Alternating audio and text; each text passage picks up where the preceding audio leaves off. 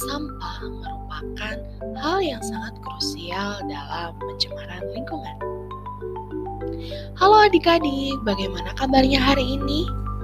Kembali lagi bersama kakak di sini, kita belajar tentang pencemaran lingkungan. Apa yang kalian lihat dari video ini?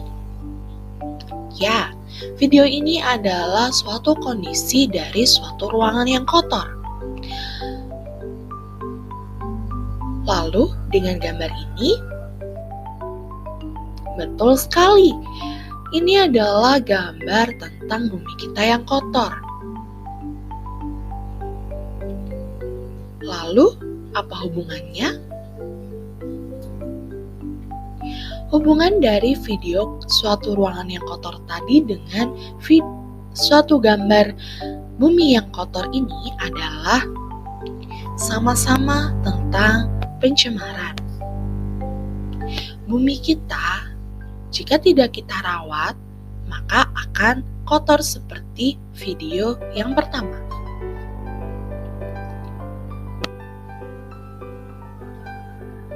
Maka dari itu, untuk kita mencegah hal itu, kita harus merawat lingkungan. Maka dari itu kita belajar tentang pencemaran lingkungan. Lalu, apa sih pencemaran? Betul sekali, pencemaran adalah satu dari beberapa faktor yang dapat mempengaruhi kualitas lingkungan. Pencemaran dapat diartikan sebagai berubahnya tatanan lingkungan akibat kegiatan manusia atau proses alam. Dalam Undang-Undang Republik Indonesia Nomor 23 Tahun 1997 disebutkan bahwa pencemaran adalah masuk atau dimasukkannya makhluk hidup, zat, energi, dan garing atau komponen lain ke dalam lingkungan hidup oleh kegiatan manusia, sehingga kualitasnya turun sampai ke tingkat tertentu yang menyebabkan lingkungan hidup tidak dapat berfungsi sesuai dengan peruntukannya. Lalu untuk jenis-jenis pencemaran, ada yang tahu ada berapa? Betul sekali.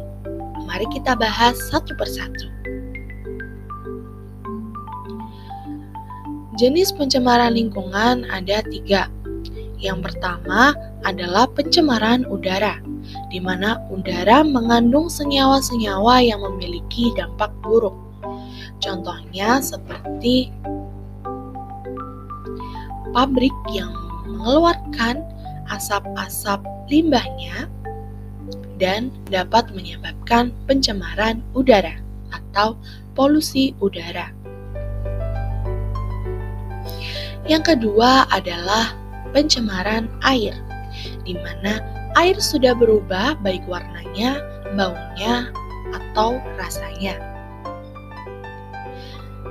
Berikut adalah contoh dari pencemaran air. Air-air dapat berubah dari warnanya seperti dalam gambar, baunya, dan juga rasanya. Yang ketiga adalah jenis pencemaran tanah, di mana suatu zat berbahaya atau beracun menguap dan tersapu air atau masuk ke dalam tanah. Berikut adalah contoh pencemaran tanah di mana tumbuhan tidak dapat hidup dengan baik dikarenakan adanya pencemaran tanah. Sekarang kita bahas tentang pencemaran udara. Ini adalah salah satu contoh dari pencemaran udara. Pabrik-pabrik, asap kendaraan juga dapat menyebabkan pencemaran udara seperti ini. Lalu dalam faktor penyebabnya terdapat 2 faktor. Yang pertama yaitu aktivitas alam, di mana meliputi kotoran hewan, gunung meletus, kebakaran hutan, dan lain-lain. Lalu, juga dapat disebabkan oleh aktivitas manusia, seperti pembakaran sampah seperti ini,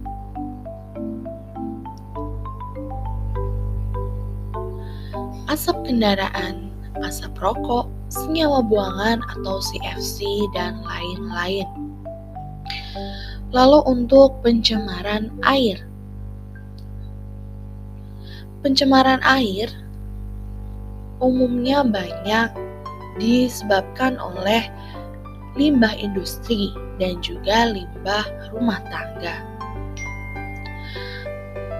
Kegiatan rumah tangga turut andil banyak sekali dalam pencemaran air, di mana setiap rumah tangga setidaknya menyumbang sekitar 300 kg per tahunnya. Ini adalah faktor penyebab pencemaran air, di mana ada limbah industri, limbah rumah tangga, dan limbah pertanian. Selanjutnya adalah pencemaran tanah. Berikut adalah contoh dari pencemaran tanah, seperti adanya sampah plastik yang tidak dapat terurai dengan bakteri-bakteri pengurai dan dapat mengurangi kesuburan. Seperti halnya di sawah, dapat mengurangi kesuburan dan banyaknya biota yang mati seperti ikan. Dalam masa pandemi seperti ini, penggunaan masker yang sangat banyak juga turut andil dalam pencemaran lingkungan, seperti pencemaran tanah. Ia tidak dapat terurai sama dengan plastik, maka dari itu bijaklah dalam menggunakan masker. Lalu untuk dampak dari pencemaran lingkungan. Dampaknya banyak sekali kita ketahui, salah satunya adalah dampak bagi kesehatan. Seperti adanya polusi udara yang dapat menyebabkan gangguan pernafasan, sehingga kita menggunakan masker untuk mengurangi polusi tersebut. Selanjutnya adalah batuk. Batuk adalah suatu penyakit yang disebabkan oleh gangguan pernafasan, bisa juga disebabkan oleh debu maupun polusi udara tersebut. Lalu bagaimana cara menanggulanginya? Cara menanggulangi seperti sampah, kita dapat membuang sampah di tempatnya. Menggunakan sistem daur ulang atau 3R. Recycle, reuse, reduce. Hal ini dapat mengurangi penggunaan sampah sehingga pencemaran lingkungan dapat dicegah.